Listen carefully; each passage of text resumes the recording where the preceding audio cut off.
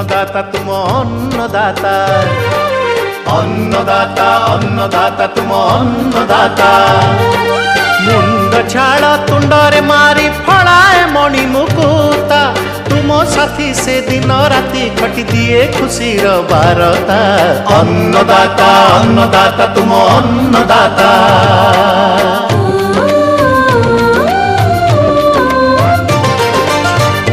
प्रणाली रे चाष करिले 100 गुणा हुए अमल सुचाई दिए अन्नदाता शस्य रक्षण पशुपालन दे ज्ञानर आलोक आगे निए अन्नदाता ओडिया चाषी को भारत मार मुकुट करिबा लागी सदा सर्वदा करी जाग्रत सहाय हुए अन्नदाता अन्नदाता अन्नदाता तुम अन्नदाता अन्नदाता अन्नदाता तुम अन्नदाता।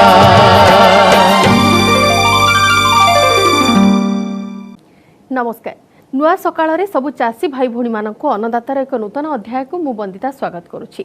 एबे आसंतु जीवा कार्यक्रम को आ जानि नेबा मुख्यांश गुड़िक। विश्व जल दिवस उपलक्षे अन्नदातार एक विशेष प्रस्तुति।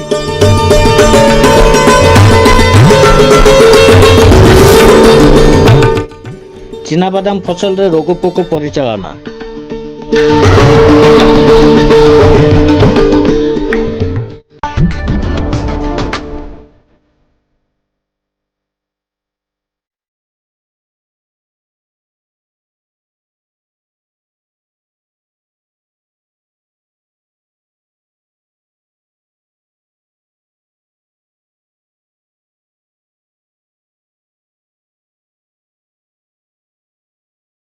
विश्व जल दिवस रे अन्नदातार विशेष प्रस्तुति।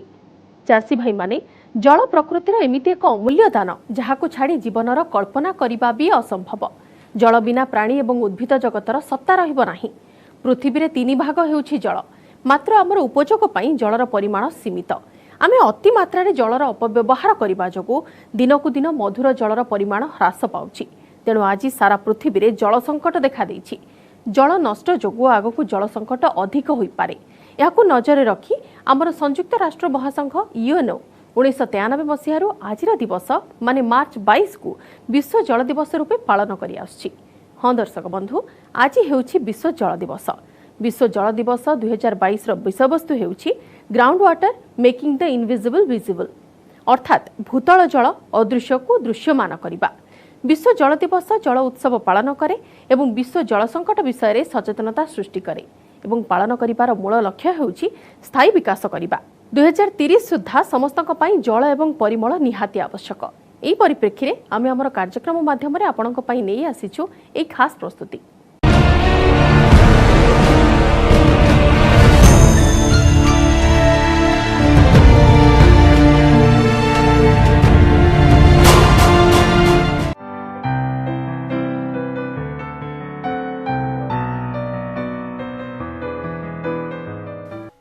आज समग्र विश्व में जल संकट बढ़िबारे लागिछि।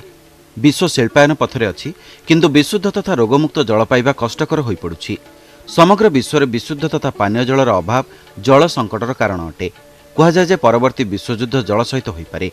समय सहित मनीष जलर महत्व को भूली जिबाकु लागिला एवं एहाकु नष्ट करिबाकु लागिला, जेउथि पई आज जल संकट समस्तक सामने अछि।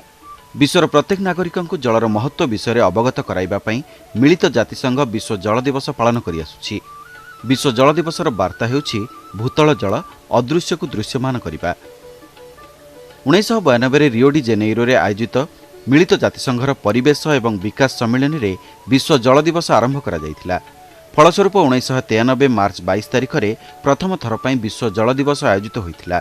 ସେହି ଦିନଠାରୁ ପ୍ରତ୍ୟେକ ବର୍ଷ ଲୋକଙ୍କ ମଧ୍ୟରେ ଜଳର ଗୁରୁତ୍ୱ, ଆବଶ୍ୟକତା ଏବଂ ସଂରକ୍ଷଣ ବିଷୟରେ ସଚେତନତା ସୃଷ୍ଟି କରିବାକୁ 22 ମାର୍ଚ୍ଚରେ ବିଶ୍ୱ ଜଳ ଦିବସ ପାଳନ ହୋଇଆସୁଛି।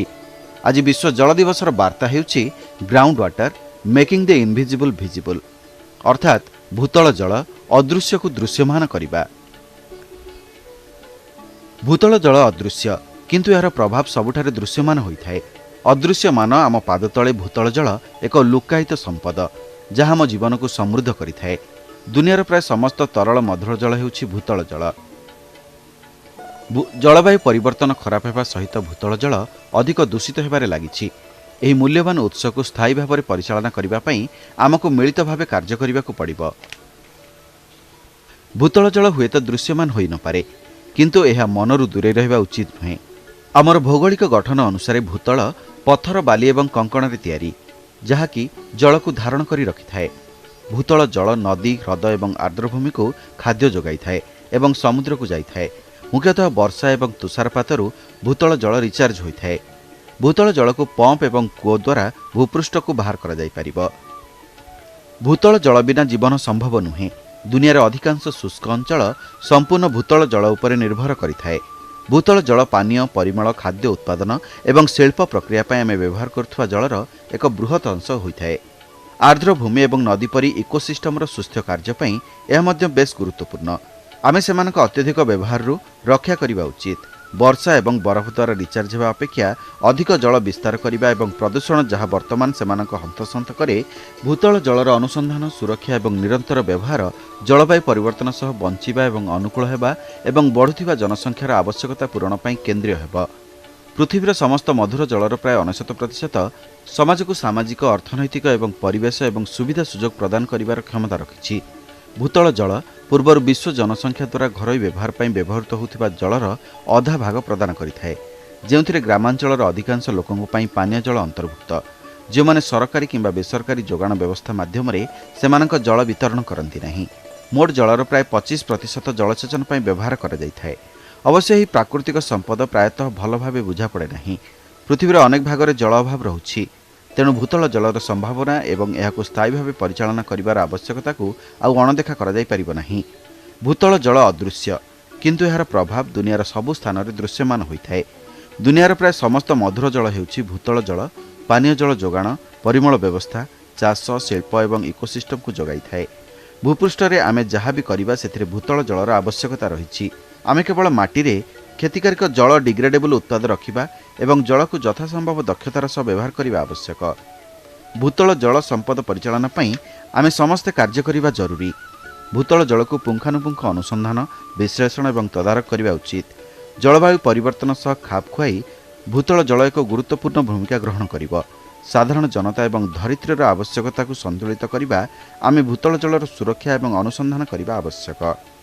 समस्त सचेतन नागरिकों परी जल संरक्षण अभियान चलाई सचेतनता सृष्टि करने को पड़िबो एवं एथिपाई अनेक पदक्षेप ग्रहण करने को पड़िबो।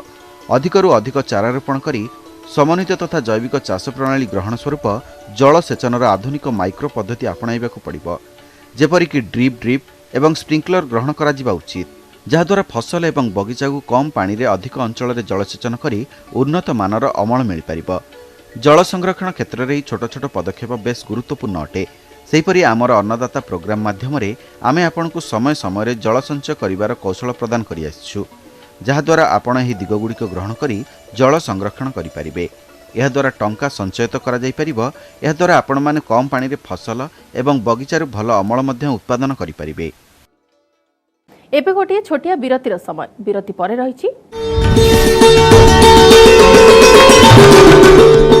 चिनाबादाम फसल रे रोग पोक परिचालना।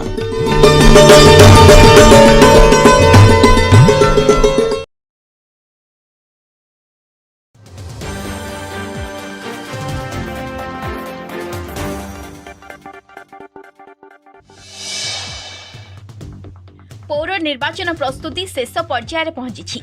24 तारिख सकाळ 8 आरंभ हेब मतदान। यह संध्या 5 शेष हेब। आसंता काली संध्या 5 सरिब प्रचार। म्युनिसिपालिटी और एनएससी रे 1662 वार्डर 29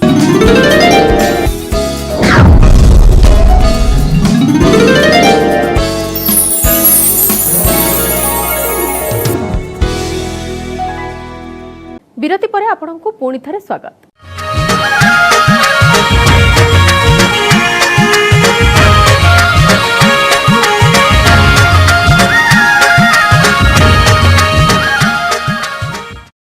भारत में समस्त तैलबीज फसल मध्यरु चिनाबादाम शतकड़ा 40 भाग जमी रे चाष करा जाए। यह एक अर्थकारी फसल। यार चेर रहुथिबा बीजाणु छोट छोट पिंडक गठन करी पिंडक मध्य रही वायु गैसीय जबक्षारजान संग्रह करिथाए। चीनाबादाम फसल में सर्वदा रासायनिक और जैविक सार मिसाई देवा उचित। आज आसतु जानिबा चीनाबादाम फसल में खत सार और जल परिचालना विषय रे।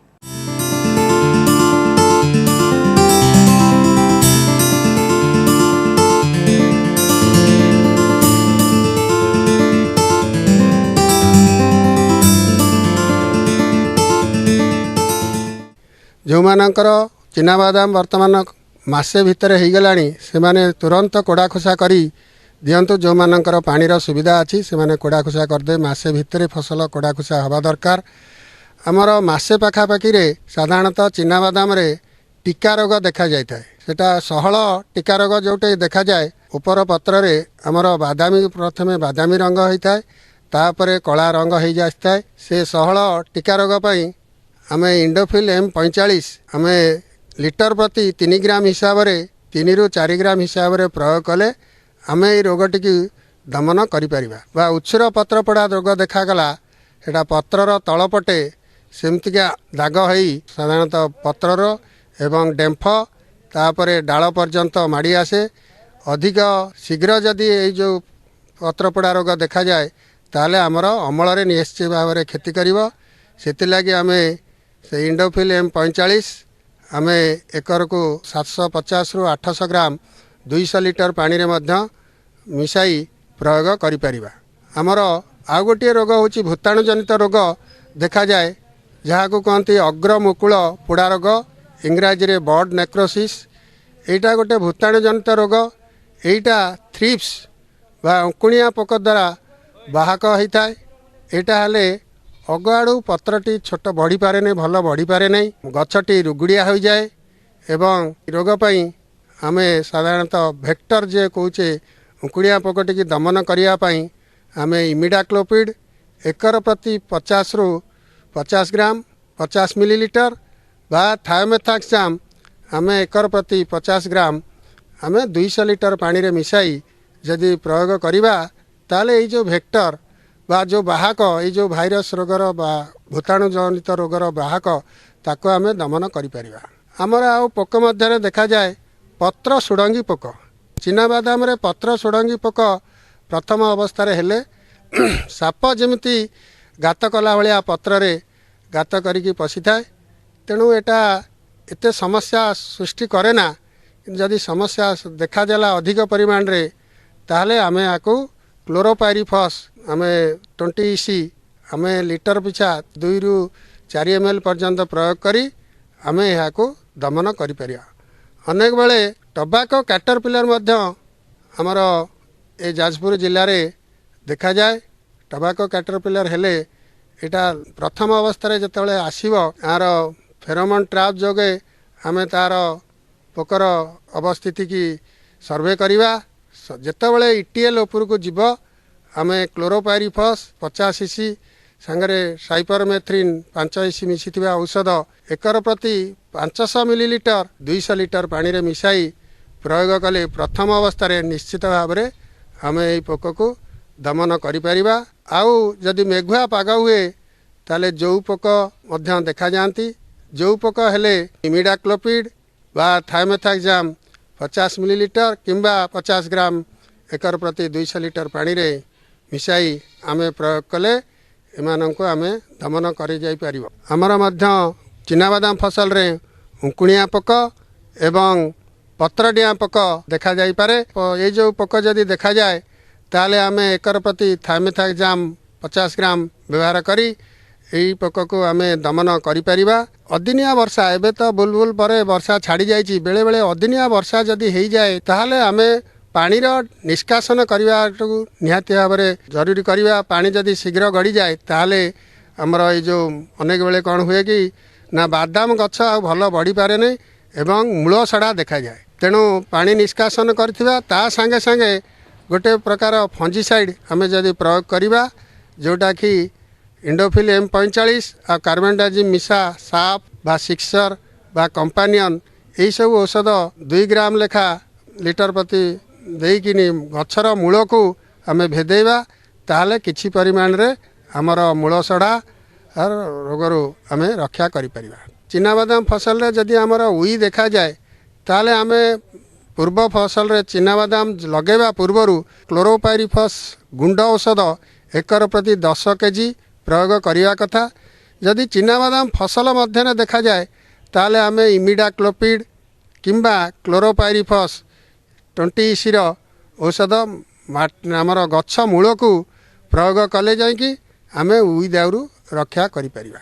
ଯେଉଁ ଚାଷୀ ଭାଇମାନେ ବିହନ ବିଶୋଧନ କରି ଚିନାବାଦାମ ଲଗାଇବା ଦରକାର, ବିହନ ବିଶୋଧନ ପାଇଁ ଆମେ କାର୍ବକ୍ସିନ୍ ଏବଂ ଥିରାମ୍ ବା ଭିଟାଭାକ୍ସ ପାୱାର କେଜି ପ୍ରତି 2 ଗ୍ରାମ ହିସାବରେ ଶୁଖିଲା ବିହନ ବିଶୋଧନ କରି ତାପରେ ଯଦି ଜମିରେ ଲଗାଇବେ ତାହେଲେ ବିହନ ଜନିତ ଯେଉଁ ରୋଗ ବହୁତ ମାତ୍ରାରେ କମି ଯାଇଥାଏ। ଚିନାବାଦାମ ଫସଲ ପାଇଁ ବର୍ତ୍ତମାନ ଆମର ବିଭାଗ ତରଫରୁ ରୋଗ ପୋକ ସର୍ବେକ୍ଷଣ ଚାଲିଛି।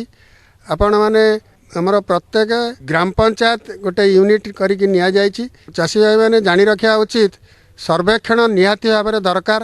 ଫସଲର ରୋଗ ପୋକ ପ୍ରଥମ ଅବସ୍ଥାରେ ଦେଖିଲା କ୍ଷଣି ଆପଣ ଯଦି ତା'ର ପ୍ରତିଷେଧକ ବା ପ୍ରତିକାର ନେବେ ତାହେଲେ ଆପଣ ରୋଗ ପୋକ ଠିକ୍ ସମୟରେ ନିଶ୍ଚିତ ଭାବରେ ଦମନ କରିପାରିବେ ଏବଂ ଯେଉଁ ରାସାୟନିକ ଔଷଧ ବା ବୈଜ୍ଞାନିକ ସମ୍ମତ ଯେଉଁ ଔଷଧକୁ ଆପଣ ଠିକ୍ ମାତ୍ରାରେ ପ୍ରୟୋଗ କଲେ, ଠିକ୍ ସମୟରେ ପ୍ରୟୋଗ କଲେ ଆପଣମାନେ ରୋଗ ପୋକରୁ ନିଶ୍ଚିତ ଭାବରେ ରକ୍ଷା ପାଇପାରିବେ, ଫସଲକୁ ରକ୍ଷା କରିପାରିବେ। ଏବେ ଗୋଟିଏ ଛୋଟିଆ ବିରତିର ସମୟ। ବିରତି ପରେ ରହିଛି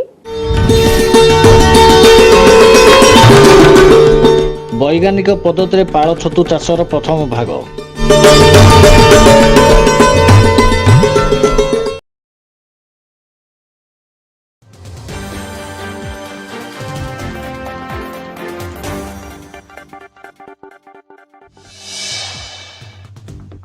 ପୌର ନିର୍ବାଚନ ପ୍ରସ୍ତୁତି ଶେଷ ପର୍ଯ୍ୟାୟରେ ପହଞ୍ଚିଛି। 24 ତାରିଖ ସକାଳ 8ଟାରୁ ଆରମ୍ଭ ହେବ ମତଦାନ। ଏହା ସନ୍ଧ୍ୟା 5।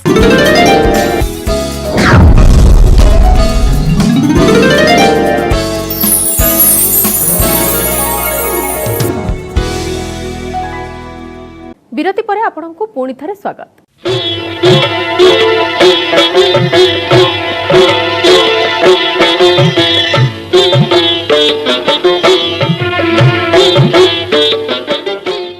ଛତୁ ଏକ ପ୍ରକାର ଜବକ ବା ଫିମ୍ପି ଜାତୀୟ ଖାଦ୍ୟ। ଛତୁ ତାର ସ୍ୱତନ୍ତ୍ର ସ୍ୱାଦ ଓ ସୁଗନ୍ଧ ପାଇଁ ସମଗ୍ର ମାନବ ସମାଜରେ ଆଦରଣୀୟ ଖାଦ୍ୟ ହିସାବରେ ପରିଗଣିତ। ଏହାର ଖାଦ୍ୟଗୁଣ ମାଂସରେ ଥିବା ଖାଦ୍ୟଗୁଣ ସହିତ ତୁଳନୀୟ। ଧାନ, ନଡ଼ା ଭଳି କୃଷି ବର୍ଜ୍ୟବସ୍ତୁରୁ ଛତୁ ଚାଷ କରାଯାଇଥାଏ। ଯେତେ ଫସଲ ଅଛି ସବୁଠାରୁ ସହଜ ଅମଳ ପାଳ ଛତୁ ଚାଷରୁ ହିଁ ମିଳିଥାଏ। ଛତୁ ମାଛ, ମାଂସ ଓ ଅଣ୍ଡାର ବିକଳ୍ପ ଖାଦ୍ୟ ଅଟେ। ଏହି ଚାଷ ଘର ଭିତରେ କରାଯାଉଥିବାରୁ ଓ ଏହାର ଚାଷ ପ୍ରଣାଳୀ ସହଜ ଓ ସରଳ ହୋଇଥିବାରୁ ମଧ୍ୟବିତ୍ତ, ନିମ୍ନ ମଧ୍ୟବିତ୍ତ ଓ ଭୂମିହୀନ ମହିଳାମାନେ ଏହି ଚାଷକୁ ଆପଣେଇ ଆର୍ଥିକ ସ୍ୱାବଲମ୍ବୀ ହୋଇପାରିବେ।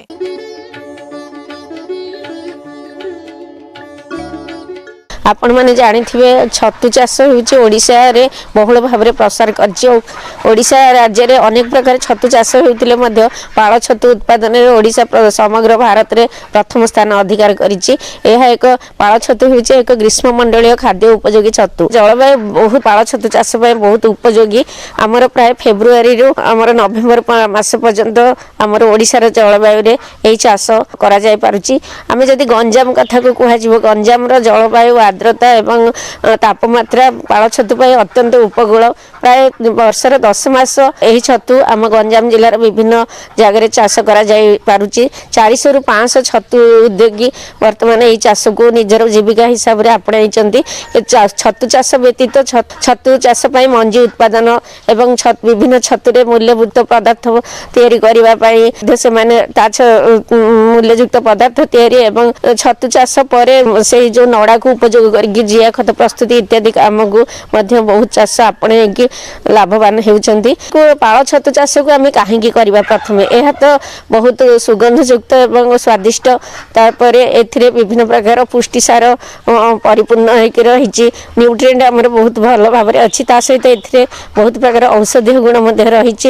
ଏହା ସ୍ୱଳ୍ପ ଅବଧିଯୁକ୍ତ, ମାତ୍ର 15 ଦିନରେ ଏହି ଛତୁକୁ ଚାଷ କରାଯାଇପାରିବ। ତା ବ୍ୟତୀତ ଗ୍ରୀଷ୍ମମଣ୍ଡଳ ଉପଗ୍ରୀଷ୍ମମଣ୍ଡଳ ଜଳବାୟୁରେ ଏହା ବହୁତ ଭଲ ଭାବରେ ଚାଷ କରାଯାଇପାରିବ। ଏହି ଚାଷ ପାଇଁ ଯାହା ଆମ ଆବଶ୍ୟକ ହେଉଥିବା ଆମର ଜିନିଷପତ୍ର ଆମକୁ ସହଜରେ ଉପଲବ୍ଧ ହୁଏ। ଚାଷୀମାନଙ୍କୁ କହୁଛି ଯେ ଆନୁଷଙ୍ଗିକ ଜୀବିକା ଭାବରେ ଗ୍ରହଣ କରନ୍ତୁ ଏବଂ ଏଥିରେ ଲାଭବାନ ହୁଅନ୍ତୁ। ଯେଉଁ ଜିନିଷ ଆବଶ୍ୟକ ହୁଏ ସେସବୁ ଜିନିଷ ଆପଣ ସହଜରେ ପାଇପାରିବେ। ଯେମିତିକି ଆମର ଛତୁ ଚାଷ ପାଇଁ ପ୍ରଥମ ଦରକାର ନଡ଼ା। ଆମେ 10 କେଜି ଶୁଖିଲା ନଡ଼ା ଆମକୁ ଦରକାର, 2 କଟା ଟାଣ ଶୁଖିଲା ନଡ଼ା ଦରକାର। ତା ସହିତ ଆମକୁ 200 ଗ୍ରାମର ଗୋଟେ ଛତୁ ମଞ୍ଜି ଗୋଟେ ଦରକାର ଏବଂ ଜୈବିକ ଖାଦ୍ୟ ହିସାବରେ ଆମେ 200 ଗ୍ରାମ ବେସନ ଏବଂ ଚୋକଡ଼କୁ ନେଇପାରିବା। ତା ସହିତ 6 ଫୁଟ ଆକାରର ଗୋଟିଏ ପଲିଥିନ୍ ଚାଦର ଆବଶ୍ୟକ ହୋଇଥାଏ ଏହିସବୁ ଚାଷ ପାଇଁ ଆମର ତାପମାତ୍ରା ପ୍ରାୟତଃ 25 ରୁ 38 ଡିଗ୍ରୀ ସେଲସିୟସ୍ ଆବଶ୍ୟକ କରିଥାଏ। 25 ଡିଗ୍ରୀରୁ କମ୍ ଏବଂ 38 ଡିଗ୍ରୀ ସେଲସିୟସ୍ରୁ ଅଧିକ ଯଦି ତାପମାତ୍ରା ହୋଇଥାଏ ଛତୁ ଉତ୍ପାଦନ ଭଲ ଭାବରେ ହୋଇପାରେନି। ତା ସହିତ ଆମର ବାୟୁମଣ୍ଡଳର ଆର୍ଦ୍ରତା 85 ଭାଗ ହେବା ଦରକାର। ଏତଦ୍ ବ୍ୟତୀତ ଆମର ଛତୁ ଚାଷ ପାଳ ଛତୁ ଚାଷ ପାଇଁ ଆମକୁ ପର୍ଯ୍ୟାପ୍ତ ପରିମାଣରେ ଆଲୁଅ ଦରକାର କରିଥାଏ। ଆମର 1000 ଲକ୍ସର ଆଲୁଅ ଆମକୁ ଛତୁ ଚାଷ ପାଇଁ ଯେଟା ଆବଶ୍ୟକ ପଡ଼ିଥାଏ ସେଇଭଳିଆ ଆମକୁ ବ୍ୟବସ୍ଥା କରିବାକୁ ପଡ଼େ। ଏହା ବ୍ୟତୀତ ଆମକୁ ପ୍ରଚୁର ପରିମାଣରେ ବାୟୁ ଚଳାଚଳ ମଧ୍ୟ ହୋଇପାରୁଥିବ ସେଇଭଳି ବ୍ୟବସ୍ଥା ଆମକୁ କରିବାକୁ ପଡ଼ିଥାଏ। ଛତୁ ଚାଷ ପାଇଁ ଆମକୁ ପ୍ରସ୍ତୁତି ପ୍ରଣାଳୀ ସେ ବିଷୟରେ ବି ମୁଁ ଆପଣମାନଙ୍କୁ ବିଶଦ ଭାବରେ ବୁଝାଇ ଦେଉଛି। ପ୍ରଥମେ ଆମକୁ 10 କେଜି 2 କଟା 10 କେଜି ଟାଣ ନଡ଼ା ଆମକୁ ଦରକାର। ସେଇ ନଡ଼ାକୁ ଆମେ 1.5 ଫୁଟ ହିସାବରେ ଆମେ କାଟିଦେବା ଏବଂ 1.5 ଫୁଟ ହିସାବରେ କାଟି ସାରିଲା ପରେ ଏହାକୁ ପରିଷ୍କାର ପାଣିରେ ଆମେ 6 ଘଣ୍ଟା ପାଣିରେ ବତୁରେଇବା। ଏହି ସମୟରେ ବତୁରିବା ସମୟରେ ଆମେ ନଡ଼ାର ଖାରତ୍ୱ ଏବଂ ନଡ଼ାକୁ ବିଶୋଧନ କରିବା ପାଇଁ 1 ରୁ 2% ଆମେ କ୍ୟାଲସିୟମ କାର୍ବୋନେଟ୍ ବା ଚୂର୍ଣ୍ଣକୁ ପ୍ରୟୋଗ କରିପାରିବା। କାରଣ ପାଳ ଛତୁ ଏକ ଖାଦ୍ୟ ଉପଯୋଗୀ ଛତୁ, ତା ସହିତ କେତେ ଅନୁପଯୋଗୀ ଛତୁ ମଧ୍ୟ ଆମ ତା ସହିତ ଫୁଟିଯାଏ। ସେହି ସବୁ ଛତୁର ଉତ୍ପାଦନ ଶକ୍ତିକୁ ଆମ କମେଇ ଦେଇଥାନ୍ତି। ସେହି ସବୁକୁ ରୋକିବା ପାଇଁ ଆମେ ନଡ଼ା ଭିଜେଇଲା ବେଳକୁ 1 ରୁ 2% ଆମେ ଚୂର୍ଣ୍ଣ ପ୍ରୟୋଗ କରିବା ଉଚିତ। ମାତ୍ର 6 ଘଣ୍ଟା ଭିଜେଇ ସାରିଲା ପରେ ତାହାକୁ ଛାଣି ଆମେ 20 ରୁ 25 ମିନିଟ୍ ଆମେ ବାଷ୍ପୀକରଣ କରିଦେବା ଦରକାର। ତାପରେ ତାକୁ ପାଣି ନିଗିଡ଼ିବା ପାଇଁ ଆମେ ଡେରିକି କାନ୍ଥରେ ରଖିଦେବା ଉଚିତ। ଏହିପରି ଭାବେ ରଖିବା ଯେପରିକି ଆମର ନଡ଼ାର ଆର୍ଦ୍ରତା 65 ଭାଗ ରହିବ ସେଇଭଳି ଆମକୁ କରିବା ଦରକାର। ସେଇ 65 ଭାଗ ଜାଣିବା କେମିତି ଆମେ ଆର୍ଦ୍ରତା ଜାଣିବା, ଆମ ପାଇଁ ହାଇଗ୍ରୋମିଟର ବା ବ୍ୟବହାର କରି ଆମେ ତାର ଆର୍ଦ୍ରତା ଜାଣିପାରିବା। ନଚେତ୍ ଆମେ ଦେଖିବା ଯେ ନଡ଼ାଟା ହାତକୁ ଓଦା ଲାଗୁଛି ଏବଂ ଚିପୁଡ଼ିଲେ ପାଣି ବାହାରୁନି, ସେଇଭଳି ସ୍ତରରେ ଆମର ନଡ଼ାର ଆର୍ଦ୍ରତା ଠିକ୍ ରହିଛି ବୋଲି ଆମେ ଜାଣିପାରିବା। 200 ଗ୍ରାମର ଗୋଟେ ଫିମ୍ପି ମାଡ଼ି ଯାଇଥିବା ଛତୁ ବୋତଲ ଗୋଟେ ଆବଶ୍ୟକ ପଡ଼ିଥାଏ। ତା ସହିତ ଆମକୁ 200 ଗ୍ରାମର ବେସନ ଆମକୁ ଦରକାର ପଡ଼ିଥାଏ ଏବଂ ଗୋଟିଏ 6 ଫୁଟର ଗୋଟେ ପଲିଥିନ୍ ଆମକୁ ଦରକାର ପଡ଼ିଥାଏ।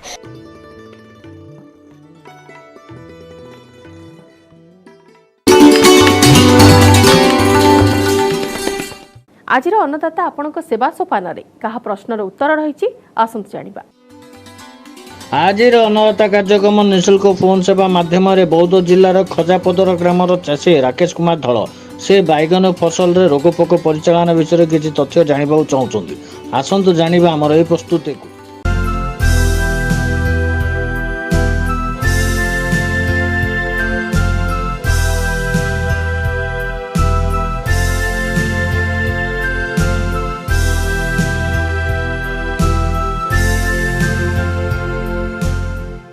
আজি আমি আলোচনা করিবা বাইগণর ফল ও কাণ্ডবিন্ধা পোক বিষয়ে। প্রথম করে মু কই রাখিবি কি আমি পোকটি চিহ্নিবা। পোকটি মানে তার জীবন চক্রিকা, তার লক্ষণ, কিপরি ভাবে সি আম গছকু ক্ষতি করছি তা বিষয়ে টিকে জানিবা।